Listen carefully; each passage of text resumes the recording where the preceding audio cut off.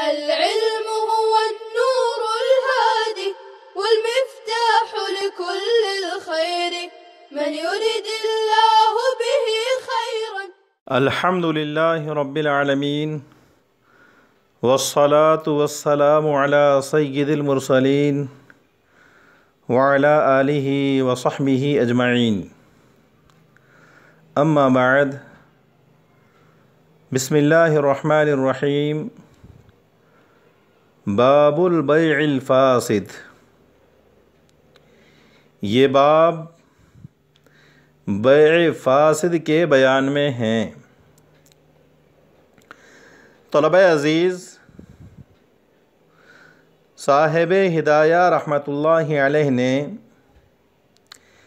بیع صحیح کی دو قسموں یعنی لازم اور غیر لازم کے بیان سے فارغ ہو کر یہاں سے بیع غیر صحیح کے احکام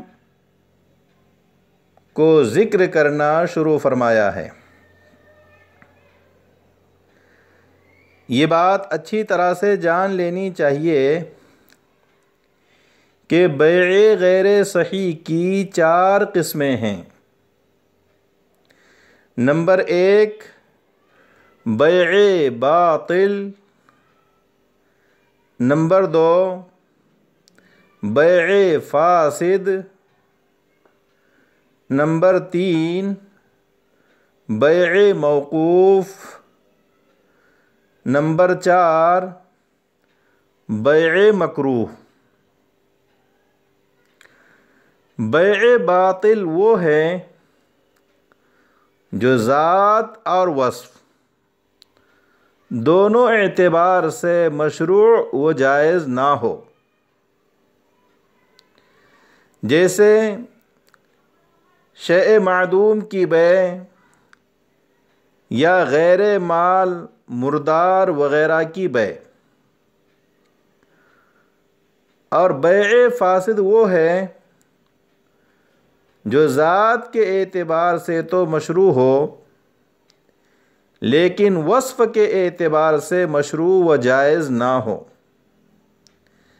جیسے غیر مقدور التسلیم کی بیع یعنی ایسی چیز کو فروخت کرنا، ایسی چیز کو بیچنا جس کے سپرد کرنے پر بائع اور سیلر قادر نہ ہو.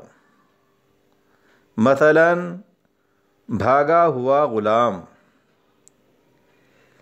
یا پھر وہ بیع جس میں مقتضی عقد کے خلاف شرط لگائی گئی ہو اسے بھی بیع فاسد کہا جاتا ہے.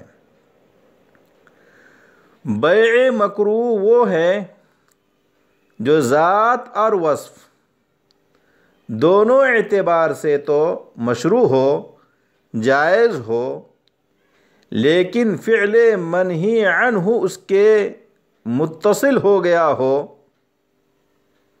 مثلا اذان جمعہ کے بعد بیع کرنا، خرید و فروخت کرنا.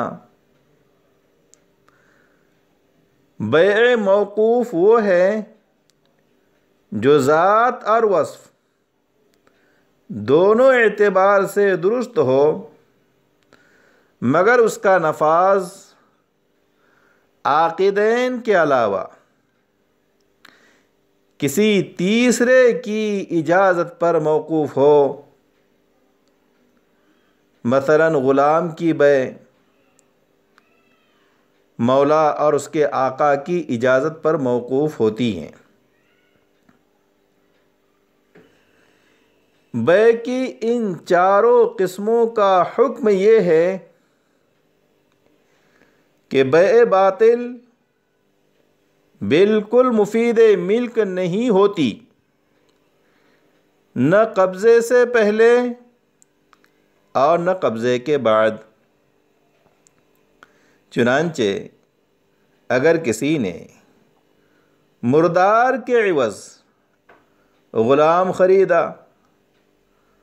اور اس غلام پر قبضہ کر کے اس کو آزاد کر دیا تو غلام آزاد نہیں ہوگا، کیونکہ مردار کی بیع باطل ہوتی ہیں، اور بیع فاسد قبضہ کرنے سے مفید ملک ہوتی ہے۔ چنانچہ اگر کسی نے شراب کے عوض غلام خریدا اور اس غلام پر قبضہ کر کے اس کو آزاد کر دیا تو یہ غلام مشتری و خریدار کی جانب سے آزاد ہو جائے گا، کیونکہ بیع فاسد عند القبض مفید ملک ہوتی ہے۔ تو مشتری کی جانب سے یہ غلام آزاد ہو جائے گا اور اس پر غلام کی قیمت واجب ہوگی، کیونکہ شراب کے عوض بیع فاسد ہوتی ہیں۔ بیع موقوف علی سبیل التوقف مفید ملک ہوتی ہے۔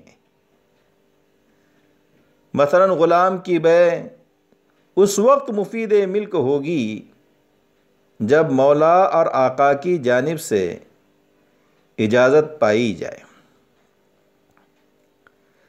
طلبہ عزیز، یہ بیع غیر صحیح کی 4 قسموں کا حکم بیان کیا گیا۔ اب یہاں آپ یہ بھی جان لیجئے کہ بیع صحیح چونکہ اصل ہے، اس لیے صاحب کتاب نے بیع صحیح کی دونوں قسموں یعنی لازم اور غیر لازم کے بیان کو مقدم کیا، اور بیع غیر صحیح کو بعد میں بیان کیا گیا۔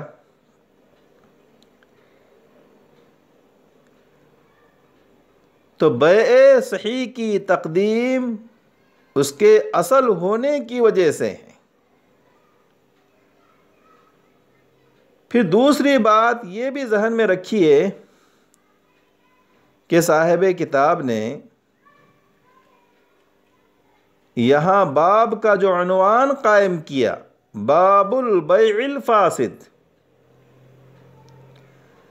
بیع فاسد کثرت اسباب کی وجہ سے چونکہ کثیر العقوع ہے،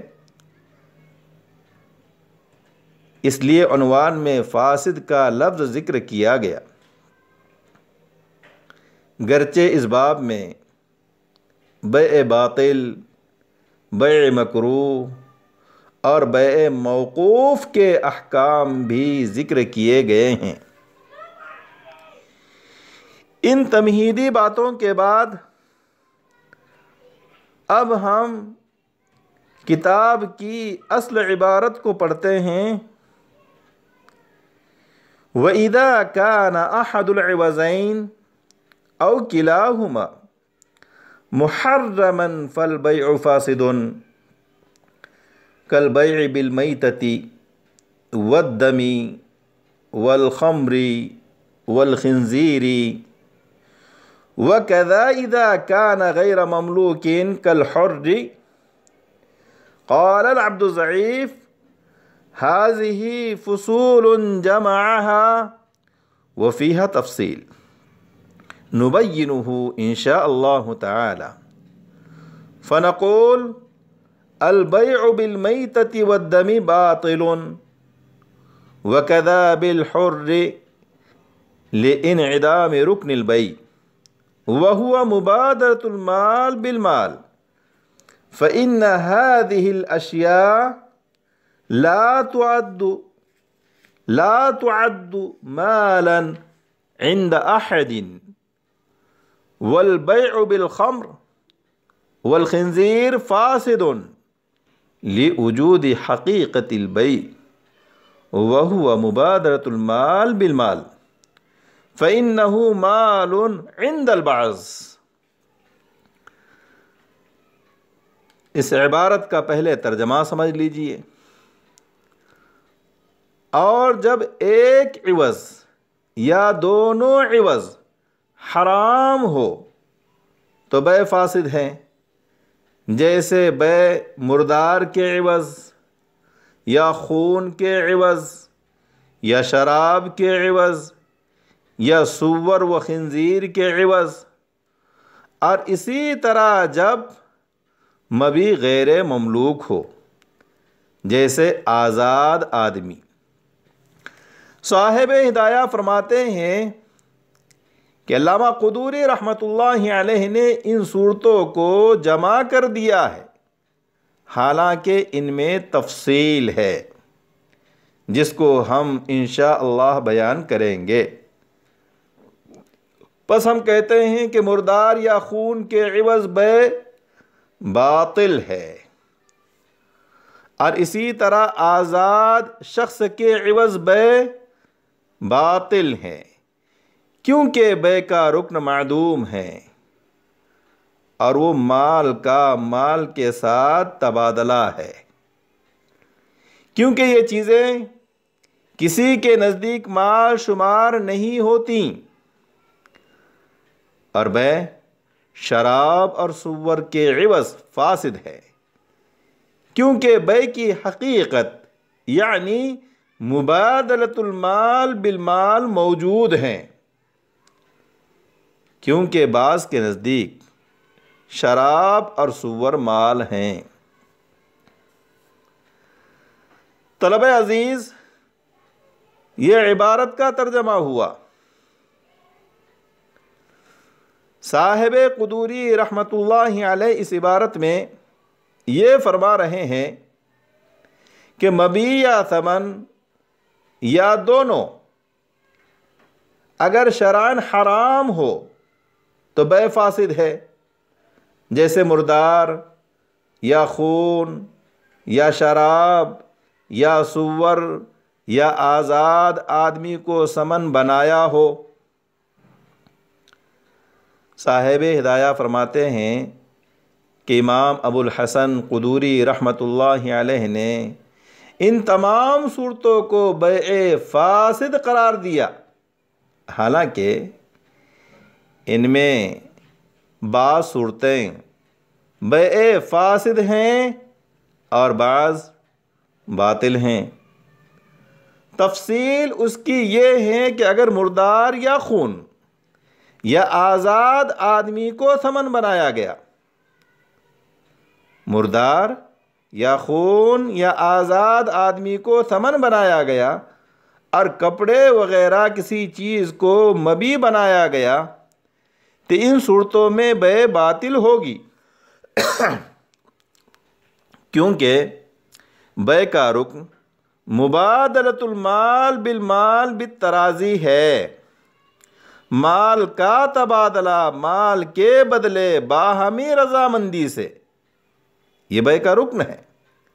اور مردار وغیرہ مذکورہ چیزیں دین سماوی کے ماننے والوں میں سے کسی کے نزدیک بھی مال شمار نہیں ہوتی، اس لیے کہ مال وہ ہوتا ہے جس کی طرف انسان کی طبیعت مائل ہوتی ہے اور وقت ضرورت کے لیے اس کو ذخیرہ کرنا ممکن ہو۔ پس چونکہ مردار اور خون کی طرف نہ تو طبیعتیں انسانی مائل ہوتی ہیں اور نہ ان کو ذخیرہ کیا جانا ممکن ہے، اسی طرح آزاد آدمی کو بھی ذخیرہ نہیں کیا جا سکتا، اس لیے یہ چیزیں مال نہیں ہیں، اور جب یہ چیزیں مال نہیں ہیں تو مبادرۃ المال بالمال بھی نہیں پایا گیا، جو بے کا رکن ہے، بے کی حقیقت ہے، بلکہ مبادرۃ المال بغیر المال پایا گیا، حالانکہ مبادرۃ المال بالمال بے کا رکن ہے۔ پس جب بے کا رکن معدوم ہو گیا، نہیں پایا گیا، تو شے کا رکن معدوم ہونے سے، شے کا رکن نہ پائے جانے سے شے باطل ہو جاتی ہے، اس لیے مذکورہ صورتوں میں بے باطل ہو جائے گی۔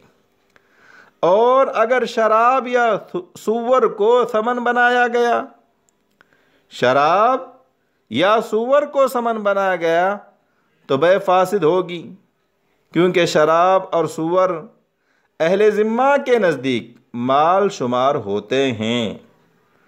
پس مبادلۃ المال بالمال جو بے کا رکن ہے پایا گیا، تو اس رکن کے پائے جانے کی وجہ سے بے کی حقیقت پائی گئی، مگر چونکہ مسلمان شراب اور سور کے نہ سپرد کرنے پر قادر ہے نہ قبضہ کرنے پر قادر ہے، اس لیے غیر مقدور التسلیم چیز کو سمن بنائے جانے کی وجہ سے یہ بے فاسد ہوگی۔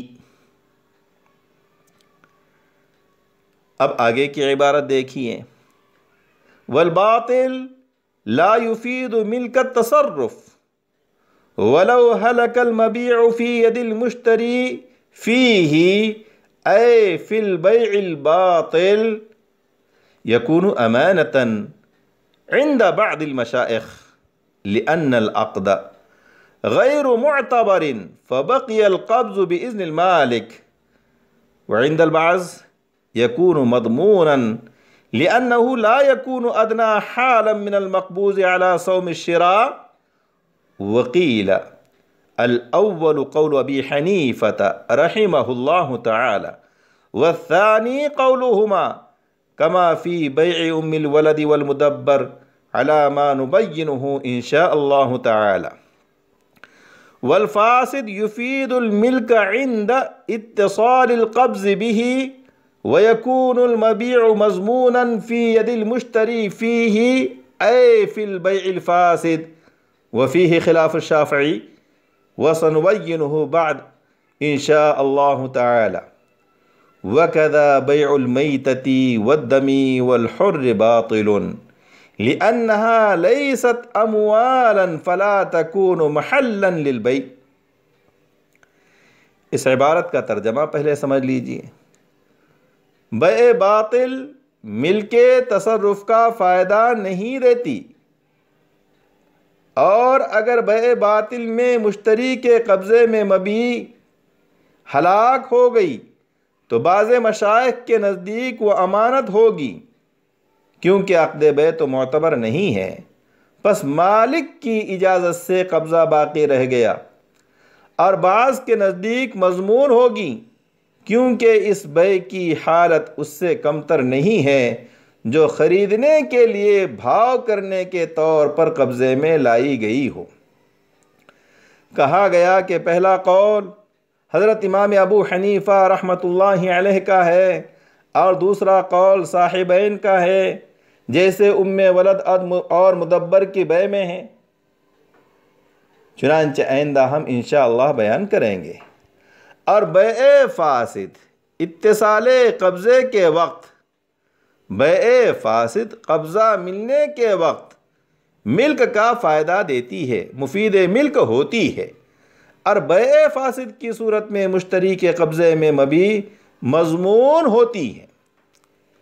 اور اس میں حضرت امام شافعی رحمۃ اللہ علیہ کا اختلاف ہے، اور ہم اس کے بعد انشاءاللہ بیان کریں گے۔ اور اسی طرح مردار، خون اور آزاد آدمی کی بے باطل ہے، کیونکہ یہ چیزیں مال نہیں ہیں تو بے کا محل بھی نہیں ہوگی۔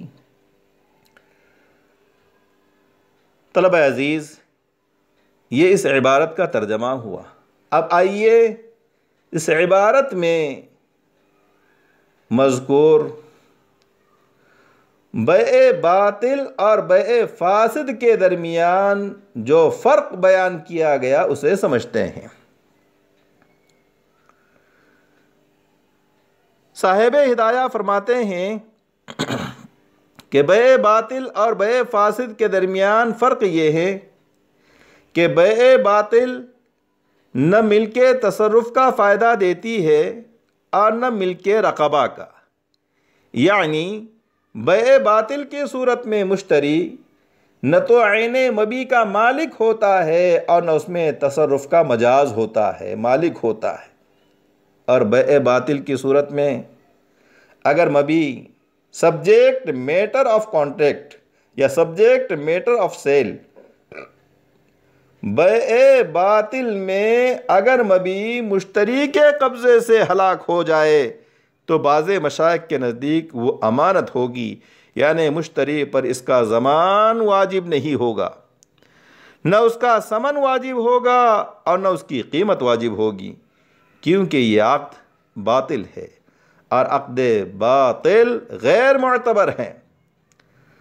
اور مبیع پر مشتری کا قبضہ چونکہ مالک کی اجازت سے ہے، اس لیے مبیع مشتری کے پاس امانت ہوگی۔ اور آپ کو پتہ ہے امانت ہلاک ہو جانے سے امین پر ضمان نہیں آتا، اس لیے مشتری پر ضمان واجب نہیں ہوگا، جبکہ بعض مشائخ کے نزدیک مشتری پر ضمان واجب ہوگا، کیونکہ بیع باطل کی صورت میں مبیع پر مشتری کے قبضے کی حالت مقبوض علی صوم الشراء سے کمتر نہیں ہے بلکہ اقوی ہے، کیونکہ بیع باطل کی صورت میں شراء کی صورت پائی گئی ہے اور مقبوض علی صوم الشراء کی صورت میں صورتاً بھی شراء نہیں پایا گیا، اور مقبوض علی صوم الشراء میں شے مقبوض کا ہلاک ہونا ضمان بالقیمت واجب کرتا ہے۔ پس بیع باطل کی صورت میں بھی مبیع مقبوض کا ہلاک ہونا بدرجہ اولا قیمت کا ضمان بالقیمت واجب کرے گا۔ مقبوض علی صوم الشراء کی صورت یہ ہوتی ہے کہ بائع نے کسی چیز کا ثمن بیان کر کے کسی سے کہا کہ اس کو لے جاؤ، اگر پسند آ گئی تو مثلاً 10 روپے کے عوض رکھ لینا۔ وہ شخص لے کر چلا گیا، پھر یہ شے اس کے قبضے میں مقبوض علی صوم الشراء ہے،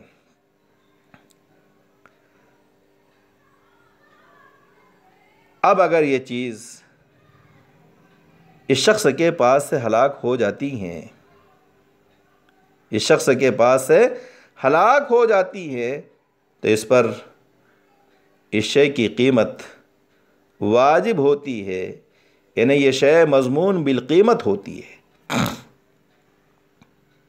اس مثال کو اچھے سے سمجھ لیجئے۔ مقبوض علی صوم الشراء کی صورت یہ ہے کہ بائع نے، سیلر نے مشتری و خریدار سے، بائر سے کہا، اس کا ثمن بیان کر کے کہ اس کو لے جاؤ، اگر پسند آ گئی تو مثلاً 10 روپے کے عوض لے لینا۔ وہ شخص لے کر چلا گیا تو یہ شے اس کے قبضے میں مقبوض علی صوم الشراء ہے، اور جو چیز مقبوض علی صوم الشراء ہوتی ہے اگر وہ ہلاک ہو جائے تو مضمون بالقیمت ہوتی ہیں۔ لہٰذا بیع باطل میں مبیع کے ہلاک ہونے کی صورت میں مشتری پر ضمان بالقیمت واجب ہوگا۔ صاحب ہدایہ فرماتے ہیں کہ پہلا قول یعنی امانت ہونے کا قول حضرت امام ابو حنیفہ کا ہے۔ بیع باطل میں مبیع اگر مشتری کے پاس سے ہلاک ہو جائے تو حضرت امام ابو حنیفہ رحمۃ اللہ علیہ فرماتے ہیں کہ یہ امانت تھی جو مشتری کے پاس سے ہلاک ہو گئی، اور امانت کے ہلاک ہونے کی صورت میں امین پر ضمان واجب نہیں ہوتا ہے۔ اور دوسرا قول یعنی مضمون بالقیمت ہونے کا قول صاحبین کا ہے۔ صاحبین فرماتے ہیں کہ بیع باطل میں اگر مبیع مشتری و خریدار کے پاس سے ہلاک ہو جاتی ہیں تو ایسی صورت میں مشتری و خریدار پر ضمان بالقیمت واجب ہوگا، جیسا کہ ام ولد اور مدبر کی بیع میں ہیں، یعنی مدبر اور ام ولد کو فروخت کیا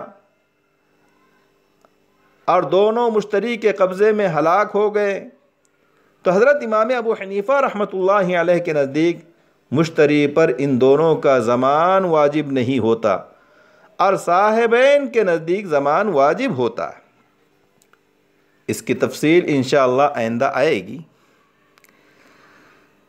بیع فاسد قبضہ کرنے سے مفید ملک ہوتی ہیں، ملک کا فائدہ دیتی ہیں، یعنی اگر مشتری نے بائع کی اجازت سے قبضہ کیا تو مشتری مبیع کا مالک ہو جائے گا، اور بیع فاسد کی صورت میں اگر مبیع مشتری کے قبضے سے ہلاک ہو گئی تو وہ مضمون ہوگی، یعنی مشتری پر اس کا ضمان بالمثل یا ضمان بالقیمت واجب ہوگا۔